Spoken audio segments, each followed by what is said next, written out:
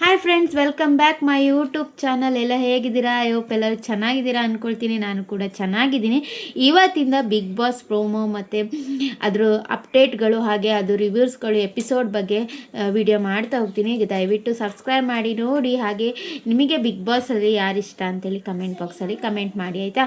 ಇವತ್ತಿನ big twist ಅಂದರೆ, so ಗೊತ್ತಿರ್ಬೋದು, ಬಿಗ್ ಬಾಸ್ ಮನೆಗೆ ಬಂದು ಒಂದು ಅರ್ಧ ಗಂಟೆನೂ ಇಲ್ಲದೆ ಎಲಿಮಿನೇಷನ್ ಆದವರು ರಕ್ಷಿತಾ ಶೆಟ್ಟಿ. ಸೊ ಅವ್ರ ಬಗ್ಗೆ ಒಂದು ಬಿಗ್ ಅಪ್ಡೇಟ್ ಅಂತಲೇ ಹೇಳ್ಬೋದು.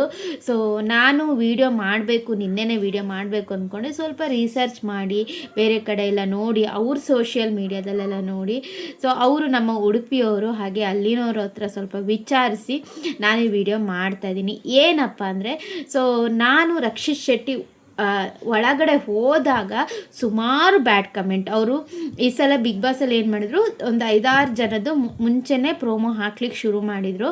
ಸೊ ಅದರಲ್ಲಿ ರಕ್ಷಿತಾ ಶೆಟ್ಟಿ ಅವ್ರದ್ದು ವಿಡಿಯೋ ಬಂದಾಗ ಸುಮಾರು ಜನ ಆ ವಿಡಿಯೋಕ್ಕೆ ಈಗಲೂ ಸಹ ಹೋಗಿ ಫೇಸ್ಬುಕ್ಕಲ್ಲಿದೆ, 2 ಡೇಸ್ ಬ್ಯಾಕಲ್ಲಿ ಹಾಕಿದ್ದು. ಆಲ್ಮೋಸ್ಟ್ ಸುಮಾರು ಜನ 90% ಬ್ಯಾಡ್ ಕಮೆಂಟೇ ಮಾಡಿದವರು. ಸೊ ತಪ್ಪು ಮಾತಾಡೋದವ್ರನ್ನೇ ಕರೆಸ್ಬೇಕಿತ್ತ? ಸೋಷಿಯಲ್ ಮೀಡ್ಯಾದಲ್ಲಿ ಯಾರೂ ಇರಲಿಲ್ವಾ? ತುಂಬ ಅಚೀವ್ಮೆಂಟ್ ಮಾಡಿದವರೇ ಸುಮಾರು ಜನ ಇದ್ದಾರೆ. ಇವಳನ್ನೇ ಕರೆಸ್ಬೇಕಿತ್ತ? ಇವಳನ್ನ ಯಾಕೆ ಕರೆಸ್ಬೇಕಿತ್ತು? ತಪ್ಪು ಮಾಡೇ ಇವಳೇನು ದೊಡ್ಡ ಸಾಧನೆ ಮಾಡಿದಾಳ, ಇವಳನ್ನ ಯಾಕೆ ಕರೆಸ್ಬೇಕಿತ್ತು ಅಂತೇಳಿ ಆಲ್ಮೋಸ್ಟ್ ಬ್ಯಾಡ್ ಕಮೆಂಟೇ ಬಂದಿರುವಂಥದ್ದು ಆ ಹುಡುಗಿಗೆ. ಬಟ್ ಏನಾಯಿತು ಅಂದರೆ, ಸ್ವಲ್ಪ ಟೈಮಲ್ಲಿ ಜನ ಹೇಗೆ ಚೇಂಜ್ ಆಗ್ತಾರಂದರೆ, ಸೊ ಬಿಗ್ ಬಾಸ್ ಶುರುನೂ ಆಯಿತು, ಸುದೀಪ್ ಸರ್ ಕರೆಸಿದ್ದು ಆಯಿತು, ಒಳಗೆ ಹೋಗಿದ್ದು ಆಯಿತು. ಅವರು ಒಳಗೆ ಹೋಗಿದ ಮೇಲೆ ಫೈನಲ್ 3 ಜನ ಇರ್ತಾರೆ. ಅದರಲ್ಲಿ 2 ಜಂಟಿ ಆಗಬೇಕು, ಒಬ್ಬರು ಎಲಿಮಿನೇಷನ್ ಆಗಲೇಬೇಕು ಅಂತೇಳಿ. ಸೊ ಇಷ್ಟು ಸೀಸನಲ್ಲಿ ನೀವು ಬಂದಿರ್ತೀರಾ, 18 ಜನನೇ ಇರೋದು. ಈ ಸಲ 19 ಜನ ಇರ್ತಾರೆ. ಸೊ ಅದರಲ್ಲಿ ಒಬ್ಬರು ಎಲಿಮಿನೇಷನ್ ಆಗಲೇಬೇಕು. ಸೊ ಫ್ಯಾಮಿಲಿಯವರು ಡಿಸಿಷನ್ ತೊಗೊಳ್ಳಿ ಅಂತ ಬಿಗ್ ಬಾಸ್ ಬಿಟ್ಬಿಡ್ತಾರೆ. ಆವಾಗ ಎಲ್ಲ ಡಿಸೈಡ್ ಮಾಡಿ ರಕ್ಷಿತಾ ಅವರು ಹೋಗ್ತಾರೆ. ಬಟ್ ರಕ್ಷಿತಾ ಅವ್ರ ಹೆಸರು ತೊಗೊಂಡಾಗ ಅವರು ಸ್ವಲ್ಪ ಏನು ಹೇಳ್ತಾರೆ, ತುಂಬ ಶವರ್ ಆಗ್ತಿದ್ರು. ಹೆದರಿಕೆ ಅಂತೂ ಇತ್ತು, ಸ್ಟೇಜ್ ಮೇಲೆ ಹೆದರಿಕೆ ಇತ್ತು ಅವರಿಗೆ. ಸೊ ಒಳಗೆ ಹೋದ್ಮೇಲೆ ಆ ಹೆದರಿಕೆ ಇತ್ತು. ಒಳಗಿದ್ದವರೆಲ್ಲ ಹೊಸಬ್ರು, ಏನು ಅಂತ ಹೇಳಿ ತುಂಬ ಹೆದರಿಕೆ ಇತ್ತು. ಅದೇ ಕಂಪೇರ್ ಮಾಡಿದರೆ ಯಾವುದೇ ಥರ ಡ್ರಾಮಾ ಮಾಡಿಲ್ಲ. Okay, I will go, so ಅಷ್ಟೇ ಹೇಳಿದ್ದು. ಸೊ ಎಷ್ಟು ಮುಗ್ಧತೆಯಿಂದ, ಯಾವುದೇ ಡ್ರಾಮಾ ಇಲ್ಲದೆ, ಯಾವುದೇ ಕಪಟ ಮೋಸ ಇಲ್ಲದೆ ಆ ಹುಡುಗಿ ಹೊರಗಡೆ ಬಂದಲಲ್ಲ, ಅದ್ರ ಮೇಲೆ ಜನಗಳ ಮನಸ್ಥಿತಿ ಚೇಂಜ್ ಆಯಿತು. ಈ ಹುಡುಗಿನ 5 ನಿಮಿಷ ಇರಲಿಕ್ಕೆ ಅಥವಾ ಈ ಥರ ಎಲ್ಲ ಡ್ರಾಮಾ ಮಾಡಿ ಯಾಕೆ ಕರೆಸ್ಬೇಕಿತ್ತು ಅವರನ್ನು? ಸೊ ಒಂದು ಕ್ವಶನು. ಅಲ್ಲಿ ಫೇಸ್ಬುಕ್ಕಲ್ಲೆಲ್ಲ ನೆಗೆಟಿವ್ ಕಮೆಂಟ್ ಮಾಡಿದವರೆಲ್ಲ ಇಲ್ಲಿ ಪಾಸಿಟಿವ್ ಆಗಿ ವಿತಿನ್ ದ ಒನ್ ಡೇಲೆ ಅವಳಿಗೆ ಏನು ಹೇಳ್ತಾರೆ, ಪಾಪ್ಯುಲಾರಿಟಿ ಅನ್ನೋದು ಹೆಚ್ಚಾಯಿತು. ಸೊ ಇದು ಒಂದು ವಿಷಯ.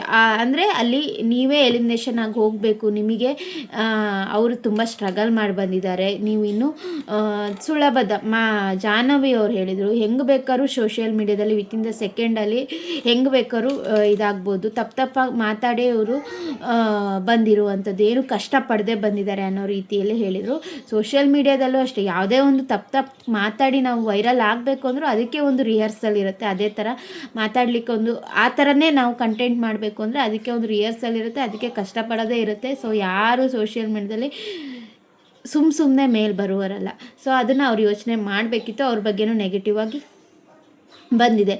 ಸೊ ಈ ಹುಡುಗಿ ಆ ಮುಗ್ಧತೆ ಏನಿದೆ, ಸೊ ಆಯಿತು ನಾನು ಹೋಗ್ತೀನಿ ಅಂತೇಳಿ ಏನೂ ಮಾತಾಡದೆ, ಏನೂ ಡ್ರಾಮಾ ಮಾಡದೆ ಬಂದ್ರಲ್ಲ, ಅದೇ ಜನಗಳಿಗೆ ಇಷ್ಟ ಆಗಿದ್ದು. ಸೊ ಬಂದು ಈಗ 3 ಡೇಸ್ ಆಯಿತು, ಸಂಡೇ ಶೂಟಿಂಗ್ ಆಗಿದ್ದು. ಸೊ ಈ 3 ಡೇಸಲ್ಲಿ ಎಲ್ಲಿಯೂ ಸಹ ಅವರು ಕಾಣಿಸ್ಕೊಂಡಿಲ್ಲ. ಅವರ ಸಿಸ್ಟರ್ ಅಕೌಂಟಿಂದಾಗಲಿ, ಇವರ ಅಕೌಂಟಿಂದಾಗಲಿ ಒಂದು ಸಹ ಪೋಸ್ಟ್ ಇಲ್ಲ. ಯಾವುದೇ ಸಹ ಎಲ್ಲೇ ಆಚೆ ಬಂದರೂ, ಆ ಕಡೆ ಈ ಕಡೆ ಬಂದರೂ ಗೊತ್ತಾಗತ್ತೆ. ಅಷ್ಟು ಈ ಕ್ಯಾಮ್ರಾ ಕಣ್ಣು ಅಥವಾ ಈ ಇನ್ಫ್ಲುಯೆನ್ಸರ್ ಕಣ್ಣುಗಳು ಹದ್ದಿನ ಕಣ್ಣು ಥರ ಈ ಬಿಗ್ ಬಾಸ್ ಮೇಲೆ ಇರುತ್ತೆ. ಸೊ ಎಲ್ಲೂ ಹೊರಗಡೆ ಬಂದಿಲ್ಲ, ಅವರು ಬಿಗ್ ಬಾಸ್ ಟೀಮ್ ಒಳಗೆ ಇದ್ದಾರೆ. ಸೊ ಈಗ ಜನಗಳ ಏನಂದರೆ, ಅವರು ಒಳಗಡೆ ಹೋಗಬೇಕು, ಆ ಮುಗ್ಧತೆನ ನೀವು ಬಳಸ್ಕೋಬಾರ್ದು. ಬಿಗ್ ಬಾಸ್ ಅವರು ಆಡಕ್ಕಾಗದೆ ಸೋತು ಬಂದರೆ ಓಕೆ. ಬಿಗ್ ಬಾಸ್ ಅಂದರೆ ಏನು? ಆಟ ಆಡಿ ಅವ್ರ ಜೊತೆ ಫೈಟ್ ಮಾಡಿ ಎಲಿಮಿನೇಷನ್ ಆಗಬೇಕು.